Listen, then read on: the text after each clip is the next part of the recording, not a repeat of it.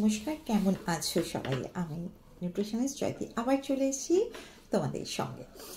আজকে আমি যেটা আলোচনা করব সেই ব্যাপারটা হয়তো 3টে বা 4টে পার্টে ভাগ করে বলবো। যেটা হচ্ছে আমাদের খাবারের সঙ্গে আমাদের ভিটামিন এবং মিনারেলসগুলো খুব প্রয়োজন হয়। তো আমি ফার্স্টে ভিটামিন নিয়েই আলোচনা করি, কারণ ভিটামিনটা আমাদের খাবারে খুব অল্প পরিমাণে লাগে কিন্তু প্রচুর উপকারে আসে এবং তার অভাবজনিত রোগও আমাদের দেখতে পাওয়া যায়। তো প্রথমত হচ্ছে আমাদের জানতে হবে ভিটামিন কয় রকম এবং কী কী।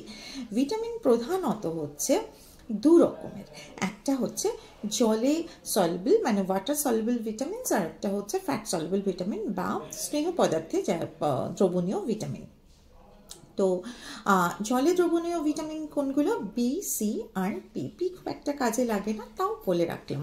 আর হচ্ছে ফ্যাট সলবল ভিটামিন, সেটা হচ্ছে এ, ডি, ই, কে।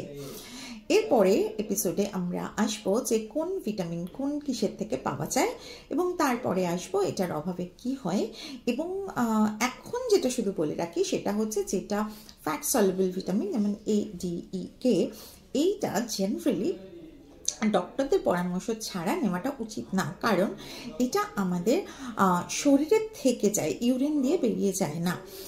সেই জন্য এগুলো অনেক সময় স্টোন আকারে আমাদের বিভিন্ন অঙ্গাণুর মধ্যে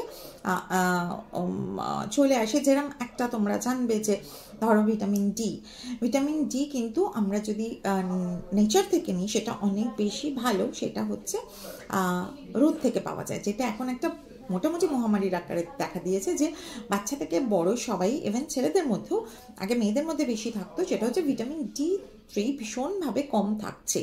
তো এই ভিটামিনগুলো মানে ফ্যাট সলুবল ভিটামিন অবভিয়াসলি ডক্টরের পরামর্শ ছাড়া কিন্তু নেওয়া উচিত না। কতটা কম আছে এবং সেটার জন্য কতটা আমাদের ভিটামিন বাইরে থেকে নিতে হবে সেটা বলবে, এবং লাইফস্টাইল চেঞ্জের মধ্যে দিয়ে গেলে কিন্তু অবশ্যই ভিটামিন ডি3 একটা জায়গার লেভেলের মধ্যে পৌঁছাবে এবং তোমাদের কোনো প্রবলেম থাকবে না। তাহলে ভালো থাকো, সুস্থ থাকো।